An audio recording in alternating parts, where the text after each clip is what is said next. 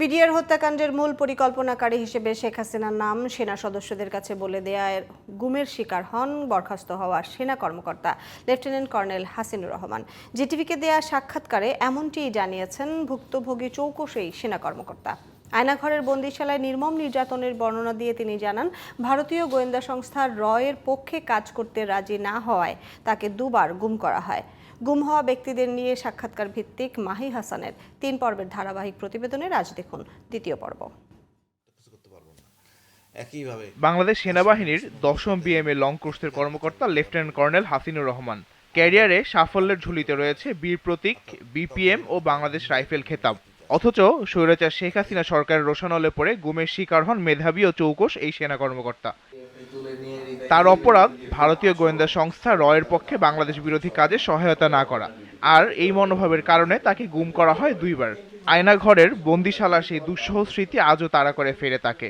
আমি জানি না, আমার একটা চিৎকার হয় তখন, আমার মনে হয় আমার আপন ভাইকে হয়তো ধরে নিয়ে আইছে, হয়তো আমার শালাকে নিয়ে আইছে, তারা ভোকাল। এই আতঙ্কে আমি থাকতাম। আমাকে ড্রাগস দিয়ে চরম টেক কেয়ার করে আমাকে সোজা করতে হয়েছে। তারপর ২১ দিন চলে যায়, লং টাইম। সেটা শুধুমাত্র মেডিসিনের জন্য যেটুকু দরকার খাবার সেটুকু খেতাম। আর আমার তো পিছনে ব্যাকআপ মাইন্ড ছিল, আমি রয়ের সাথে কাজ করি নাই। তবে সবচেয়ে বেশি পীড়া দেয় বিডিআর হত্যাকাণ্ডের সেই পৈশাচিক ঘটনা। এটা বিদ্রোহ ছিল না, এটা ছিল ম্যাসাকার হত্যাকাণ্ড।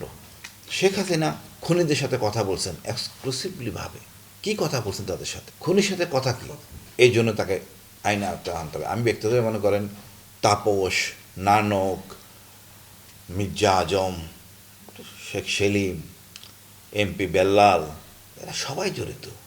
প্রধানমন্ত্রী নিজে জড়িত। এটা প্যাকেজ ছিল। ৫ই আগস্ট শেখ হাসিনা পালানোর মধ্য দিয়ে দেশ আজ স্বৈরাচার মুক্ত। স্বাধীন দেশের মুক্ত বাতাসে মুক্ত জীবন কাটালেও জীবন থেকে তার হারিয়ে গেছে মূল্যবান অনেকটা সময়ই। গুমের শিকার এইসব মানুষগুলোর দিকে সরকারের দৃষ্টি দেওয়া উচিত বলে মনে করেন তিনি। সরকারের উচিত লিস্ট করা হয়েছে, এদেরকে টাকা পয়সা বরাদ্দ দেওয়া। যাই হোক, প্রধান প্রত্যাশা হবে আর যেন কোনো গুম না হয়।